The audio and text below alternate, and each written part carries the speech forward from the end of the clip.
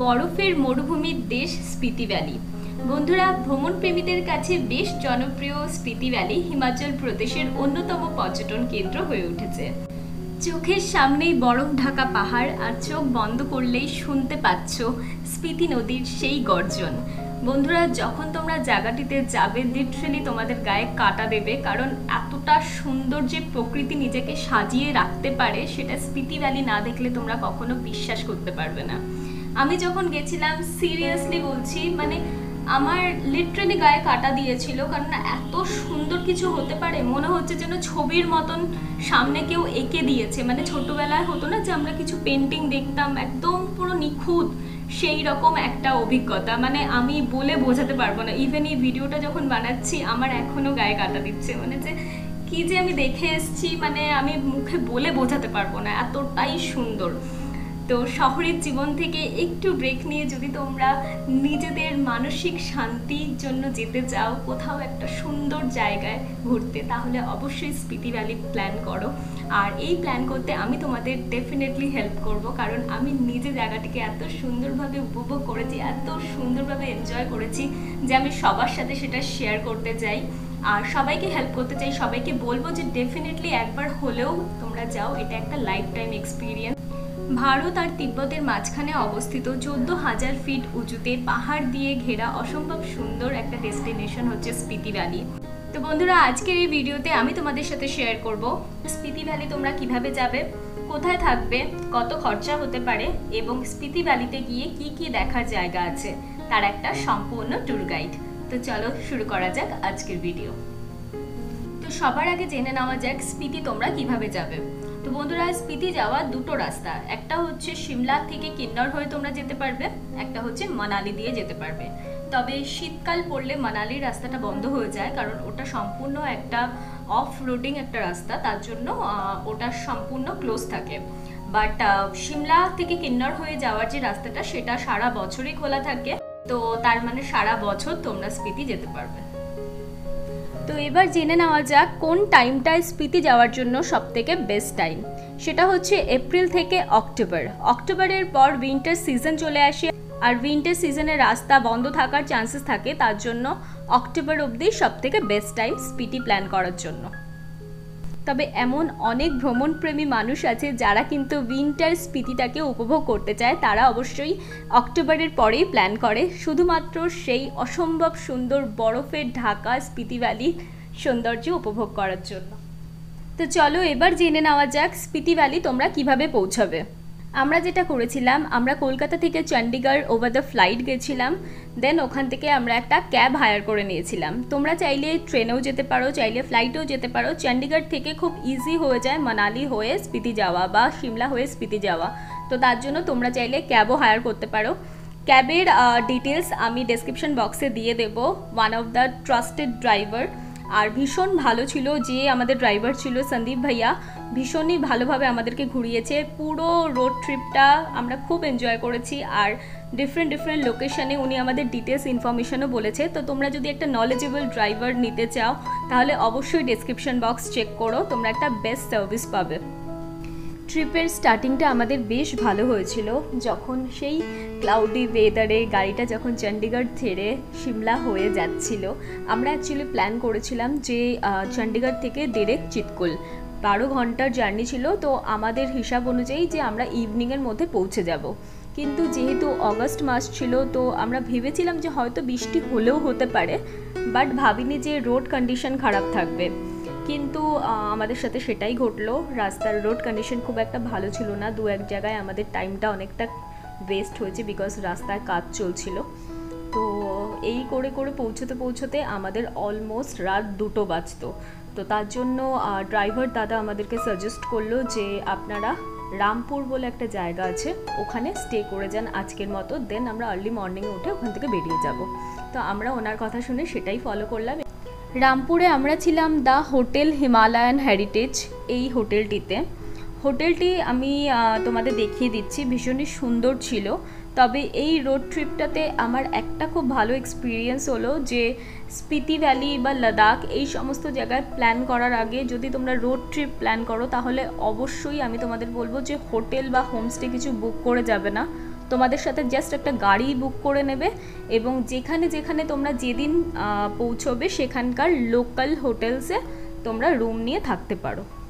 আর এই প্রবলেমটা শুধুমাত্র ডে 1-এ হয়নি, এরপরেও স্পিতি ভ্যালির যে ট্রিপটা আমরা কমপ্লিট করেছি তার মাঝখানেও 1-2বার হয়েছে আমাদের সাথে এরকম অনেক ইনসিডেন্ট, তো যেটা আমি তোমাদের সাথে শেয়ার করব, কারণ আমি চাই না যে আমি যে প্রবলেমগুলো ফেস করেছি তোমরা যাতে গিয়ে ওই ধরনের কোনো প্রবলেম ফেস করো। তো আমি যেটা করেছিলাম, আমি যে সমস্ত জায়গা মানে যেখানে যেখানে আমরা স্টপ নেব সেই সমস্ত জায়গাগুলোতে আমি হোটেলস বুক করে গেছিলাম, কিন্তু স্পিতি ভ্যালির রোড কন্ডিশন কেউ বলতে পারে না কখন কি হয়ে যায়। আমরা ল্যান্ডস্লাইডেও ফেসেছিলাম, ইয়েস গাইজ, আমরা ল্যান্ডস্লাইডেও ফেসেছিলাম। তার জন্য আমরা একটা সম্পূর্ণ রাত রাস্তায় কাটিয়েছি জীবন হাতে নিয়ে, কারণ দুদিকেই ল্যান্ডস্লাইড হয়েছিল, মাঝখানে 3টে গাড়ি ফেসে গেছিলো, তাদের মধ্যে আমাদের গাড়ি ছিল একটা। আমরা জানতাম না যে আমরা আদৌ বাঁচবো কিনা। ওখানকার লোকালস যে আর্মি অফিসার্সরা আছে এছাড়াও কিছু লোকাল লোকজন এসে আমাদেরকে হেল্প করেছিল। তো এটাও একটা মানে ট্রিমেন্ডাস এক্সপিরিয়েন্স, এই ধরনের এক্সপিরিয়েন্স আমার এর আগের কোনো ট্রিপে হয়নি। তো তোমরা যদি একটা অ্যাডভেঞ্চারাস ট্রিপ করতে চাও তাহলে স্পিতি ডেফিনেটলি প্ল্যান করো। রামপুরের হোটেল হিমালয়ান হেরিটেজটা বেশ ভালো ছিল, তোমরা যেমন দেখতে পাচ্ছ ভিডিওতে। হোটেলটা যথেষ্ট নিট অ্যান্ড ক্লিন এবং একদম নতুন একটা প্রপার্টি। তো আমরা যখন ভেতর দিকে ঢুকে দেখলাম রিসেপশন এরিয়াটাও বেশ সুন্দরভাবে ডেকোরেট করা, তার সঙ্গে সঙ্গে এদের রেস্টুরেন্ট ফেসিলিটিও আছে, রেস্টুরেন্টটাও খুব ওয়েল মেনটেন ছিল।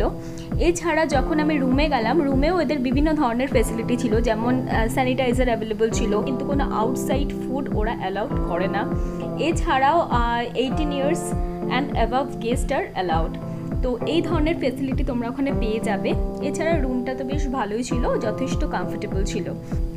ওই রাত্রে যেহেতু আমরা অনেকটা জার্নি করেছিলাম তার জন্য আমরা ননভেজ খাবার অর্ডার করিনি, আমরা ভেজ অর্ডার করেছিলাম, যদিও বা ননভেজ ওখানে অ্যালাউড। তো ভেজ খাবার খেয়ে আমরা রাত্রিবেলা ঘুমিয়ে পড়লাম, নেক্সট ডে যেহেতু তাড়াতাড়ি উঠতে হবে তার জন্য।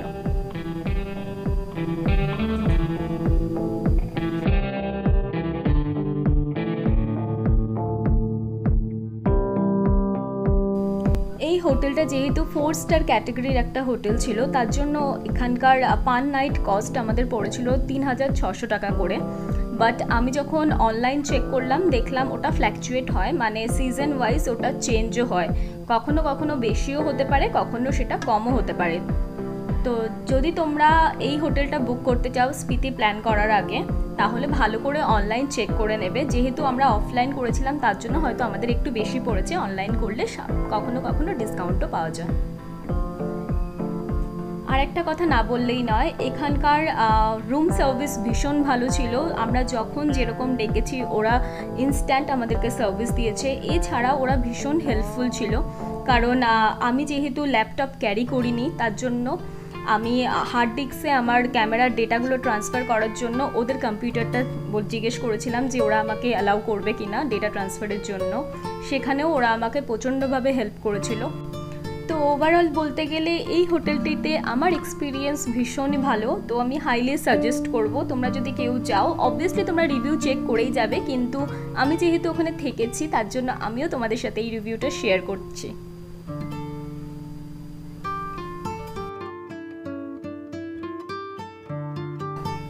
টায়ার্ড শরীরে আমি রুম ট্যুরটাও করে দিচ্ছি। তোমরা যেমন দেখতে পাচ্ছ এদের ওয়াশরুমটাও যথেষ্ট পরিষ্কার ছিল, ওয়াশরুমে বেসিক নেসেসারি যে জিনিসপত্রগুলো থাকার দরকার সমস্ত কিছুই অ্যাভেলেবল ছিল।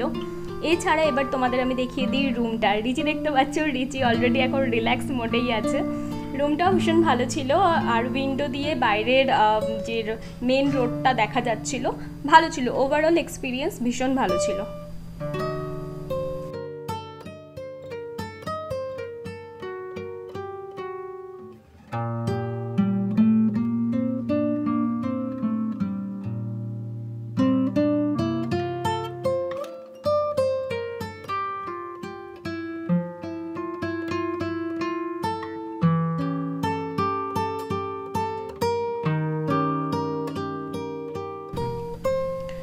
রাত্রে যেহেতু সবাই ভীষণ টায়ার্ড ছিলাম, তো শোয়ার সাথে সাথেই আমরা ঘুমিয়ে গেছি।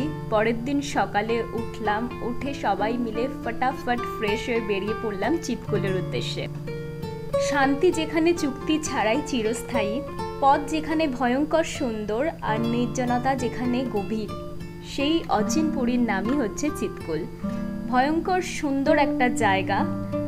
যখন তোমরা চিৎকুল যাবে, সেই পথটা যে কি অসম্ভব ভয়ঙ্কর আর অসম্ভব সুন্দর, প্রকৃতি নিজেকে এত সুন্দরভাবে সাজিয়ে তুলেছে, সেটা নিজের চোখে না দেখলে বিশ্বাস করার মতো না। অনেক পর্যটকরা আছে যারা চিৎকুলে গিয়ে একদিন বা দুদিন স্টে করে, তোমরাও চাইলে গিয়ে স্টে করতে পারো। চিৎকুল ভীষণ সুন্দর জায়গা, আর যাওয়ার পথে তোমরা অনেক কিছু দেখতেও পাবে। কিন্তু আমাদের কাছে যেহেতু টাইম কম ছিল, তার জন্য আমরা চিৎকুলে স্টে করিনি। আমি অ্যাকচুয়ালি জানি না এই জায়গাটা কি, বাট কিন্নর ঢুকতে যাওয়ার পথে উনি বললো যে এটা নাকি কিন্নর।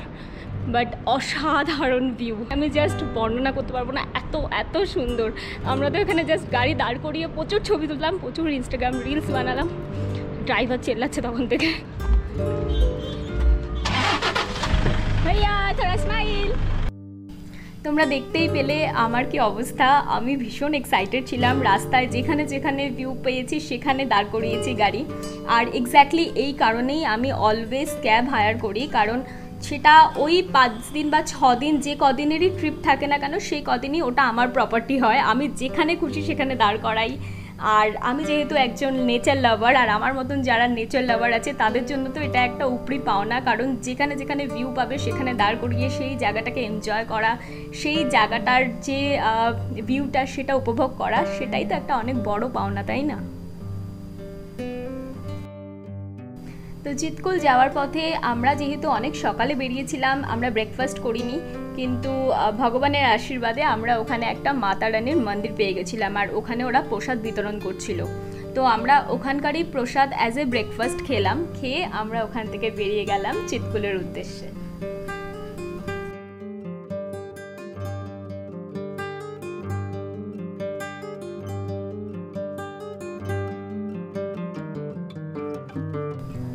শীতের 3টে মাস পুরো বরফের তলায় চলে যায় চিৎকুল, বিচ্ছিন্ন হয়ে যায় অন্যান্য অঞ্চল থেকে। তখন নিচের উপত্যকায় চলে যেতে হয়, না হলে ঘরে বসে থাকতে হয়। তো যারা পর্যটক হিসাবে শীতকাল বা বর্ষাকালে যেতে চাও, তাদেরকে বলবো যে বর্ষাকালটা একটু অ্যাভয়েড করো, কিন্তু শীতকালে তোমরা যেতেই পারো, কারণ শীতকালটা অসম্ভব সুন্দর থাকে, তবে অনেক রাস্তা বন্ধ থাকে। তো একটু খোঁজখবর নিয়ে তারপরেই প্ল্যান করবে। তার সঙ্গে সঙ্গে তোমরা চাইলে ঘুরে আসতে পারো 3 কিলোমিটার দূরে অবস্থিত ইন্দো টিবেটান পুলিশ ক্যাম্প থেকে। এই পর্যন্তই অ্যালাউ থাকে পর্যটকদের জন্য, কিন্তু তারপরে ওরা পারমিট অ্যালাউ করে না, কারণ ওটা চীন সীমান্ত থেকে মাত্র 30 কিলোমিটার দূরে। তার জন্য একটা বিশেষ পারমিটের প্রয়োজন হয়। যারা ধরো বাজেট ট্রাভেল করতে চাও তাদের জন্য বলে দিচ্ছি, যারা ক্যাব হায়ার করতে চাও না কিন্তু তোমরা চিৎকুল ঘুরতে যেতে চাও, তার জন্য তোমরা কলকাতা থেকে যদি কেউ যাও, তাহলে হাওড়া থেকে কালকা মেল ধরে তোমরা সিমলা পৌঁছাতে পারো। সেখান থেকে একটা গাড়ি ভাড়া করে তোমরা চিৎকুল যেতে পারো। 266 কিলোমিটার দূরত্ব সিমলা থেকে। এবার যেহেতু আস্তে আস্তে হাই অল্টিটিউডের দিকে আমরা যাচ্ছিলাম, তার জন্য আমি কিছু স্পেসিফিক জিনিসপত্র আমার সাথে অলওয়েজ ক্যারি করেছিলাম এই সম্পূর্ণ ট্রিপটাতে। যেমন তোমরাও যদি প্ল্যান করো তাহলে এগুলো অবশ্যই মাথায় রাখবে। কর্পূর নিয়ে যাবে সাথে করে, তার সঙ্গে সঙ্গে তোমরা একটা অক্সিজেন সিলিন্ডার রাখবে, মানে ছোট যে অক্সিজেন সিলিন্ডার পোর্টেবল যেগুলো হয় সেগুলো। তার সঙ্গে সঙ্গে কিছু শুকনো খাবার তোমরা ক্যারি করতে পারো, আর পর্যাপ্ত পরিমাণে শীতের জামা কাপড় আর পর্যাপ্ত পরিমাণে জল ক্যারি করবে। এই জিনিসগুলো তোমাদের সাথে অবশ্যই থাকা দরকার। আর তার সঙ্গে সঙ্গে কিছু স্পেসিফিক মেডিসিন, যেমন মাথা ব্যথার ওষুধ, ভমিটিংয়ের ওষুধ, এগুলো তো বেসিক জিনিস, এগুলো তো অলমোস্ট সবাই ক্যারি করে। এগুলো একটু মাথায় রেখে তারপরেই তোমরা এই প্ল্যানটা করো।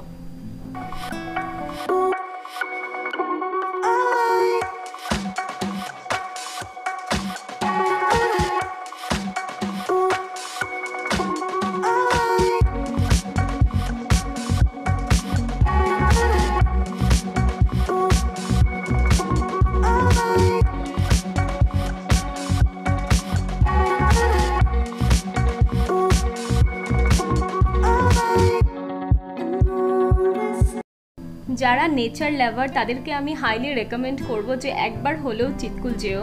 আর চিৎকুলটাকে ইন্ডিয়ার লাস্ট ভিলেজও বলা হয়। এখানে চাচা চাচির ধাবাতে তোমরা যেতে পারো, সেটাও অসম্ভব সুন্দর, কিন্তু আমাদের কাছে যেহেতু টাইম ছিল না আমরা তার জন্য ওটা স্কিপ করেছিলাম।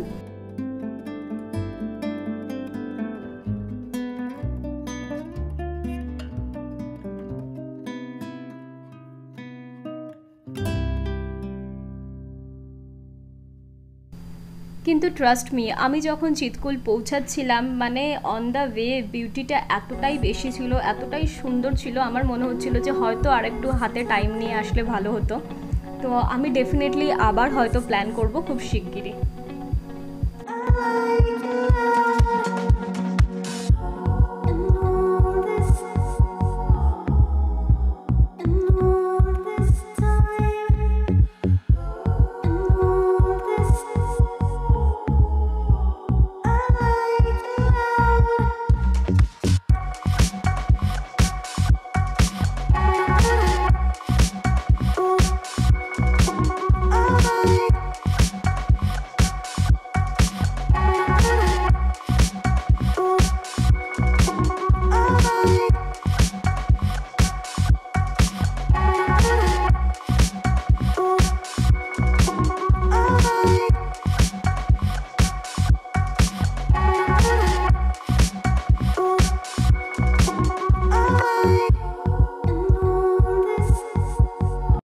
আমি পৌঁছে গেছি চিৎকুল।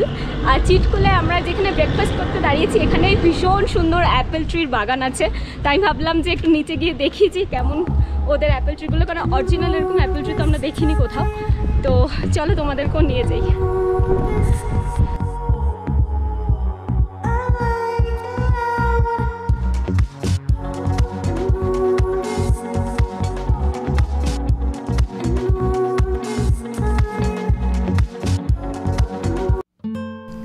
চিৎকুল যাওয়ার পথে আর চিৎকুল পৌঁছানোর পর তোমরা অসম্ভব সুন্দর ভিউ যেমন দেখতে পাবে, তার সঙ্গে সঙ্গে রাস্তার দুধারে দেখতে পাবে অ্যাপেল ট্রি, মানে আপেল গাছ ভর্তি। আর প্রত্যেকটা আপেল গাছে আপেল ধরা ছিল, মানে ওটা জাস্ট হয়েছিল তখন, ওরা তখনও পারেনি, বাট আপেলগুলো একদম পুষ্ট আপেল, মানে ছোট ছিল না, যথেষ্ট বড় ছিল। আমরা তো মানে গাছগুলো দেখে মনে হচ্ছিল যেন কতক্ষণে পারবো, বাট লিটারেলি আমরা টাচ করিনি, জাস্ট একটাই আপেল পেরেছিলাম, পেরে নিয়ে আমরা চলে এসেছি।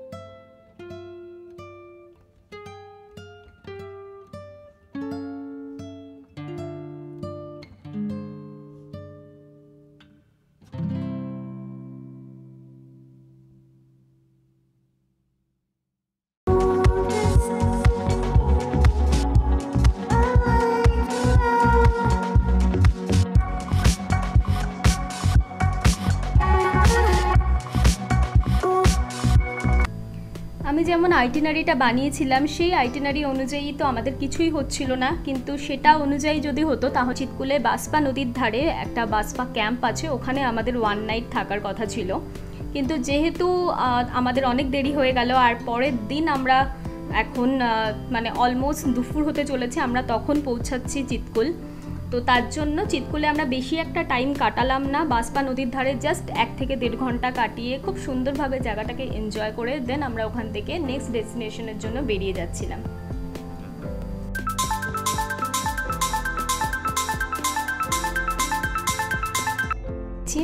আমরা অলমোস্ট পৌঁছাতে চলেছি 11,320 ফিট উচ্চতায় অবস্থিত চিৎকুল গ্রামে। বন্ধুরা, অন দ্য ওয়ে তোমরা বাস স্ট্যান্ডও পেয়ে যাবে। এখান থেকে HRTCর বাস ছাড়ে, সারাদিনে 2টো বাস ছাড়ে, একটা হচ্ছে চণ্ডীগড় যায়, একটা হচ্ছে রেকনপিও যায়।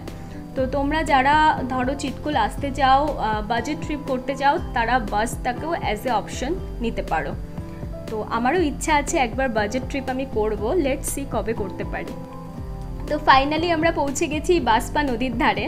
বাসপা নদীর ধারে পৌঁছানোর পর আমি জানি না যে তখন কি হয়েছিল, পুরো বাচ্চাদের মতো আমরা এদিক ওদিক ছুটে বেরিয়েছি, পাথর নিয়ে খেলা, জল নিয়ে খেলা, মানে কিভাবে যে 1-2 ঘন্টা কেটে গেল বুঝতেই পারলাম না। প্রচুর রিলস বানিয়েছি, প্রচুর ছবি তুলেছি। আর জায়গাটাকে যত রকমভাবে এনজয় করা যায় আমরা করেছি।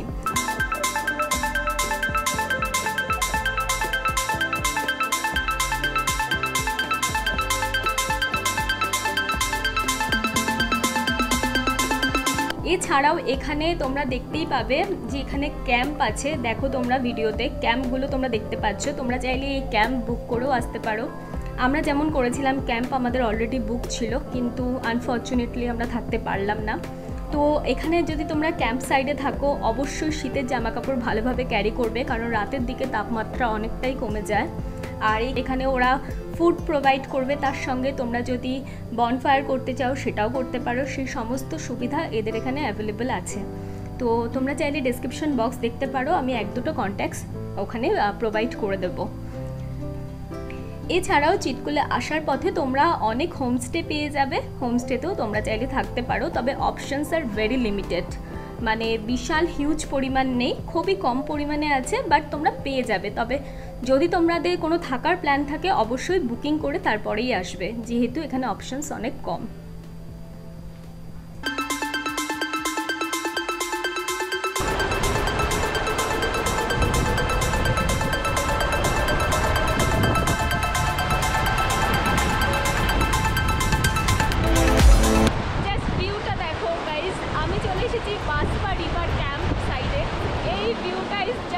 জাস্ট অসম।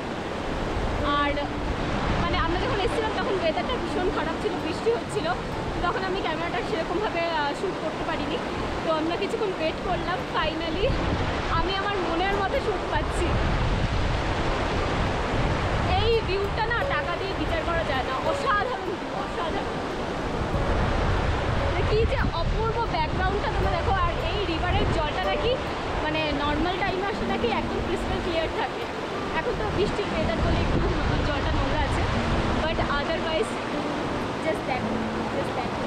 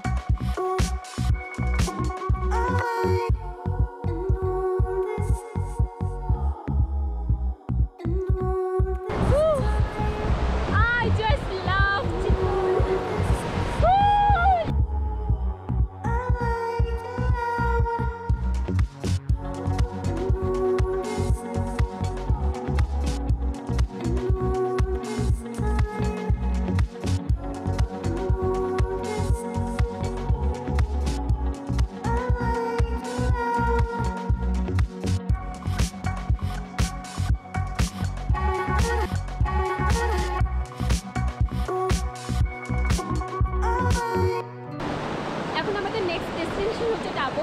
টাবোতে যেতে অলমোস্ট 6 থেকে 7 ঘন্টা টাইম লাগবে। তো মোটামুটি রাত তো হয়ে যাবে, যতটা পারবো আমি শ্যুট করার চেষ্টা করবো। সো নেক্সটে তোমাদের সাথে আবার দেখা হচ্ছে। Till then take care and bye. বন্ধুরা, এই ভিডিওটা যেহেতু অনেকটা বড় হয়ে গেছে অলরেডি, তার জন্য আমি এর থেকে বেশি ইনফরমেশন এই ভিডিওতে শেয়ার করতে পারলাম না। I am really sorry for that. তো তোমরা যদি পুরো স্পিতি ভ্যালি ট্রিপটা দেখতে চাও তাহলে নেক্সট এপিসোডের ওয়েট করো। নেক্সট এপিসোড খুব শিগগিরই আপলোড হতে চলেছে। তো till then take care and bye by.